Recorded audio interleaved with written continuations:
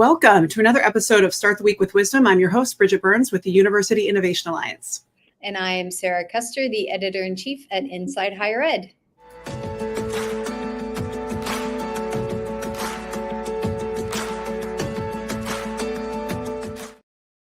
Each week, we bring you an interview with a senior leader in higher ed that we think you should be learning from, someone who we think has leadership wisdom to provide, and we provide it on a Monday in a very uplifting way. That's why we call it Start the Week with Wisdom. Weekly Wisdom is sponsored by Mainstay, the student engagement and retention platform proven to work through peer-reviewed research, like when it helped Georgia State reduce summer melt by 21%, or in another study when Mainstay helped GSU retain 1,200 students. Check out the research and learn more at mainstay.com. The show is also broadcast on the Innovating Together podcast for the UIA, and that is sponsored by the Carnegie Corporation of New York.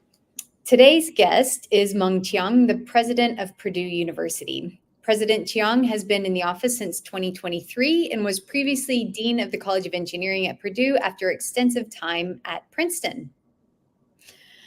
Purdue also just announced that they were the recipient of significant investment from the federal government's CHIPS Act competition. Congratulations for that significant win for your state, President Chiang. I know of a lot of institutions were vying for that. Tell us a little bit about, just to get started, tell us who you would say is the person or experience that you think most informed your leadership style. Well, thank you, Sarah and Bridget. Great to be here. Thanks for the invite. And indeed, it's a very special Monday here in West Lafayette, Indianapolis, Indiana, as we officially start the new academic year. The classes just started this morning, and I see some very happy and excited faces among our students walking around campus. It's the most selective incoming class and one of the very largest still at Purdue. So it's a very happy Monday here. That's a great day. Well, that's the best. It is the best. Yes. Some seem to be trying to figure out where is where and which room should I go. That's part of the joy of serving in American higher education. And thank you, Sarah, for highlighting this recent announcement that the CHIPS Program Office under the Department of Commerce in Washington, D.C., decided to approve the application from SK Hynix with a $450 million of grant and up to $500 million of loan to support their AI memory chip advanced packaging fabrication facility at Purdue. And this was announced by SK Hynix, the investment itself, back in early April. And we are very excited by this transformational development, as this will become the largest such facility located at a university. And we're very appreciative of Secretary Raimondo and her team's support of this initiative, because one, it completes a major step in the supply chain for semiconductor as the foundation for national economic and job security in the United States, namely advanced packaging. Two, it's all about AI memory. SK Hynix, the global leader, supplying to companies such as NVIDIA. And three, this is going to be great for our students and faculty, not only in microelectronics, semiconductor, but anything that's physical AI related is going to be fantastic opportunities for them as well. So whether it's Senator Young, Governor Holcomb, the whole team here at Purdue, we worked very hard through the past 2 years to get to this point, and now let's go deliver. And you asked me some questions too. I did. But seriously, congratulations. I know a lot of presidents are very envious, and they worked, and it was a tight competition, but also it really was a ton of work to get this. Like you had to, and it reflects, given that you formerly were the dean of engineering, I just think it reflects an incredible understanding of the groundwork that's been laid at Purdue in terms of the graduates that you've already been producing, the programs, and building out the infrastructure for something like this that's a huge win. That's a big win to start the school year. Well, it takes the village. We've got a very special village, whether it's workforce development in semiconductor or research innovation capacity in that area, and frankly, many other areas as well. So I always say, well, let's keep it focused and keep winning. Yeah. So let's talk about that. You come in and 2023, you've been president. I mean, Purdue is such a significant institution with such a strong momentum and track record. We just want to understand what inspired you as a leader. Like, where have you gotten the most? What has most influenced your style and your approach to leadership? Well, I'm right now seated in Huffy Hall here at Purdue's main campus. And my predecessor, who sat in this chair for the past 10 years, Mitch Daniels. I learned so much from Mitch as a member of the team here since 2017 summer, and also learned so much when I was president-elect, working very closely right next to him to observe how he would handle issues and how he would work with the team that he put together and how he would be able to communicate with so many different stakeholders. So learned a ton from Mitch as my mentor. And by the way, I look back and say, while I learned so much during those 6 months in 2022, it's also the easiest job as president-elect because I get paid without having to do anything. That is pretty, yeah. That honeymoon is over. On you. Yeah.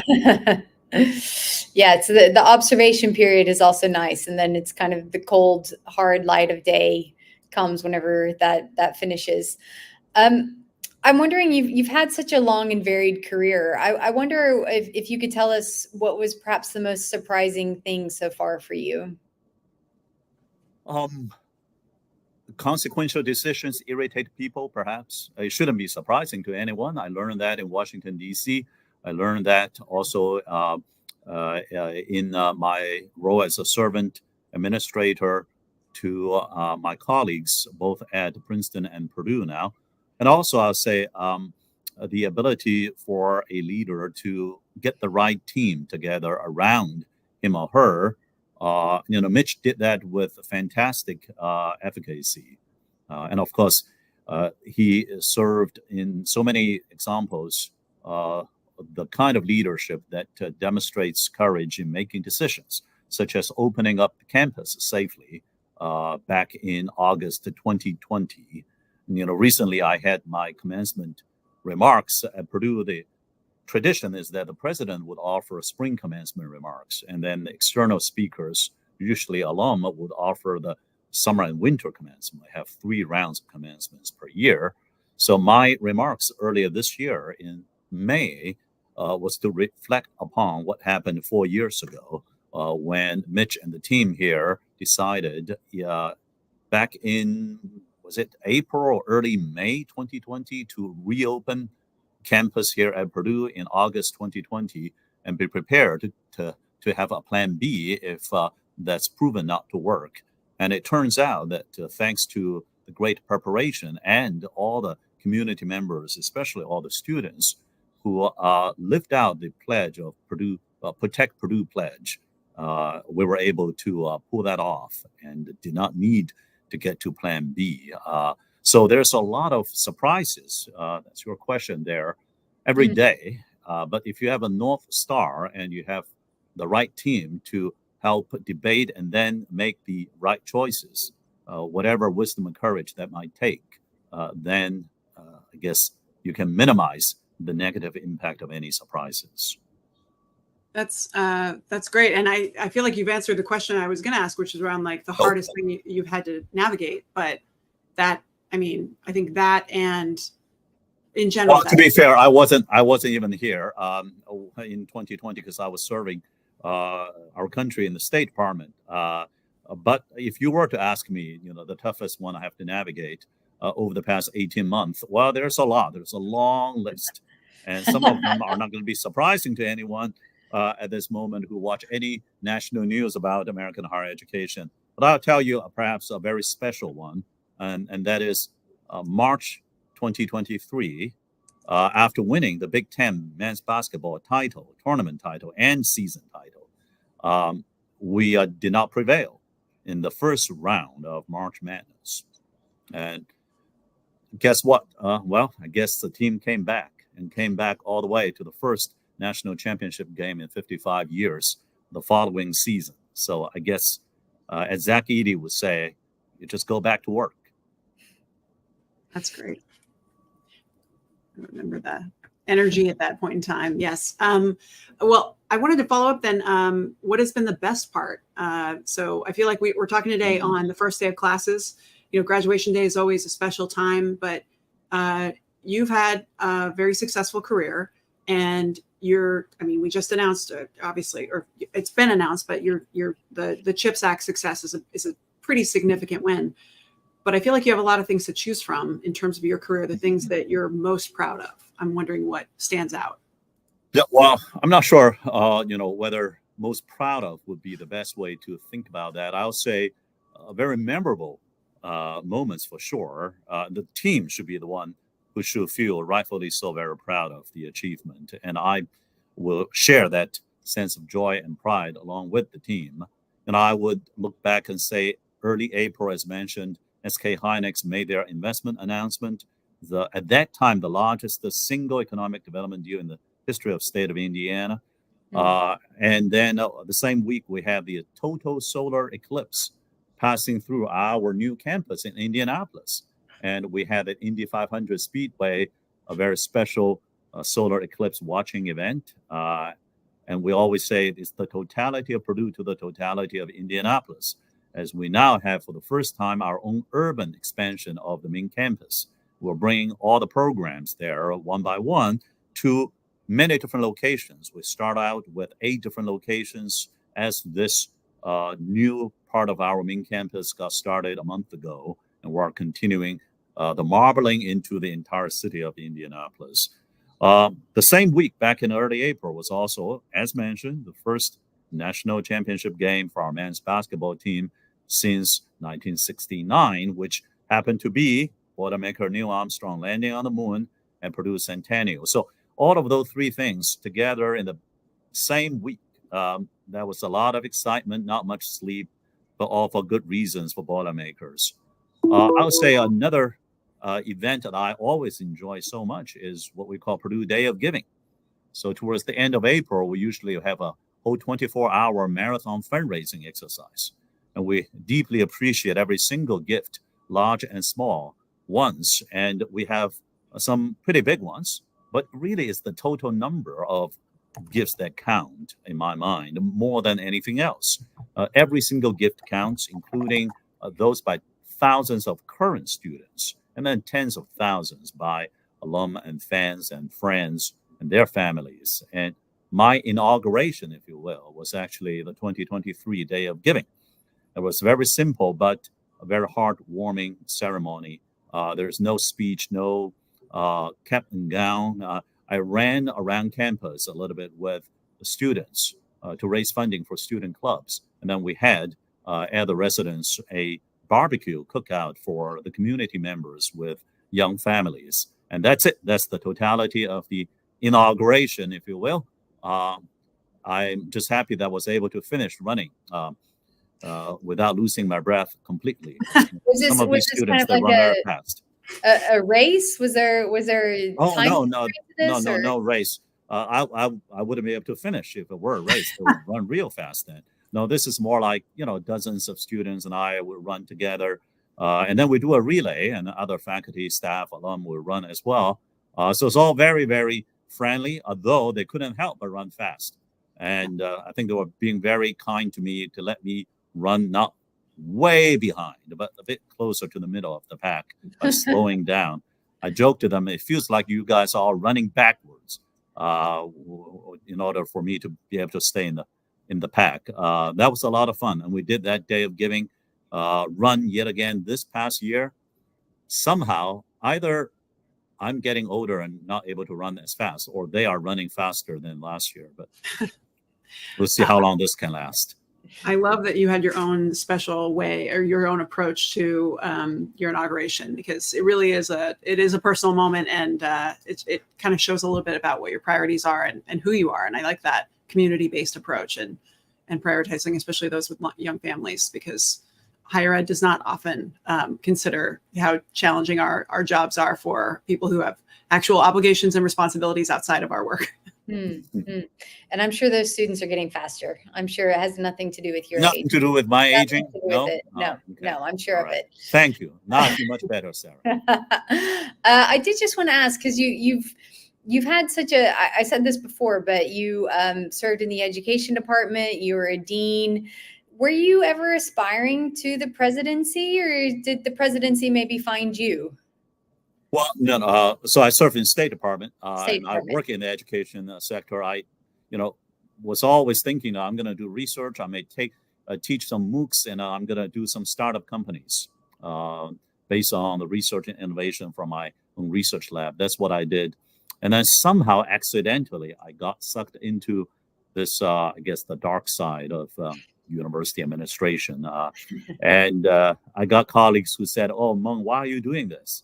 I thought you are like going to do more research or teach more MOOCs and online classes and, do more startup companies and so on."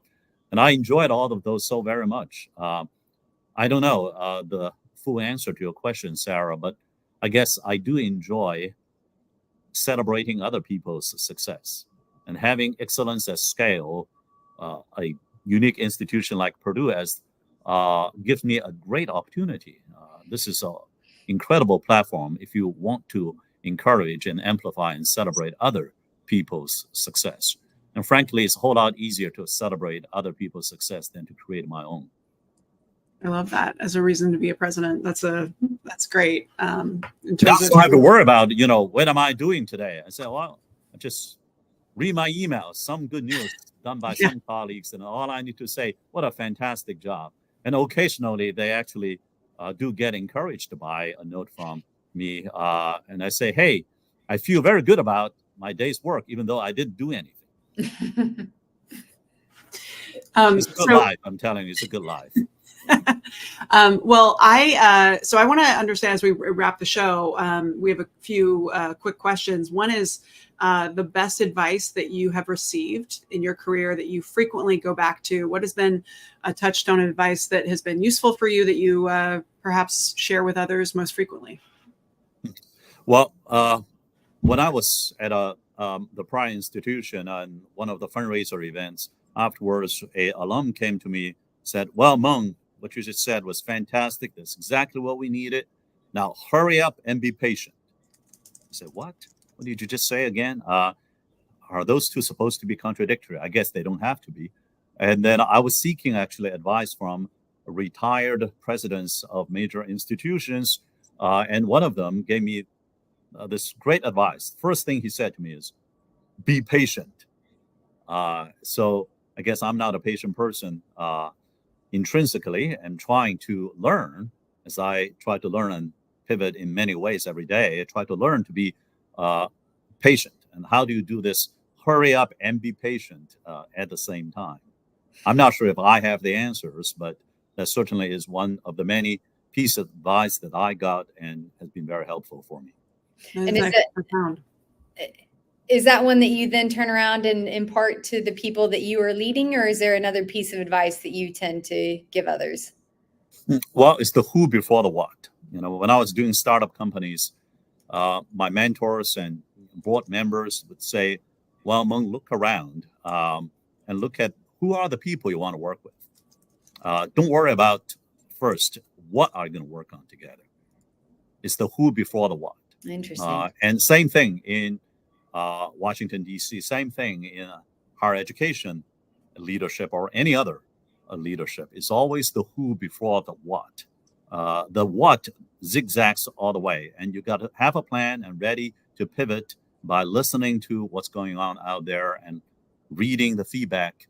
But the who is what is going to guarantee that every day, every night, you've got the right team to work on that. And it's not you. For example, we have a wonderful group of colleagues that focus on emergency responses. And there are all kinds of emergencies on a university campus every single day. And I join some of the conversations myself as well. And I've been persuaded many times against my perhaps first reaction to think again, to measure twice, to listen to what others have to say. And what they say sometimes are directly in conflict against each other. Now, there are contradictory advice and counsel, but by having that outstanding group of colleagues, and I can give you many, many similar groups of colleagues, I get to be there, listen to what they all have to say. And again, I'm not a particularly patient listener. I hope to be getting better at that as time goes by. But then I learn a lot. And eventually, we then reached a particular direction as consensus and then go execute as one team. But first, I get to listen to the different and sometimes conflicting opinions coming from different members of the team. That always enriches the texture of any decision. So I would say it's the who before the what. That would be the advice I would give it to myself and to those around me. Yeah, great. That's great. Patience and the who. That's fantastic. So our last question is there a book that you most frequently recommend to others that has been most useful for you in terms of leadership, professional development, or otherwise? Like, what's the one that you got to read this? Well, I'm going to be cliche sounding now. You know, this book by now, I don't know how many years it's been now, Good to Great. I enjoy reading that a lot. And it has actually a couple of chapters elaborating in great useful details this notion of who before what. There are many other great books, that I wish I had the time to read. But we've got to finish reading emails first. Got a big job, very busy. So, well, thank you so much. This has been really insightful, and we appreciate you sharing your wisdom with us today and with our viewers at home. We really appreciate it, and we will see you, our audience, back in a little bit. So thanks, everybody. Oh, thank you, Sarah and Bridget. By the way, Bridget, great work with UIA. We're just excited, delighted to be part of it. You're growing it, you're staying true to the mission, and being innovative, creative every time we talk. So deeply appreciate that. Thank you, Bridget. Thanks so much. That's great. All right. Talk to you soon. Thank you. Hey.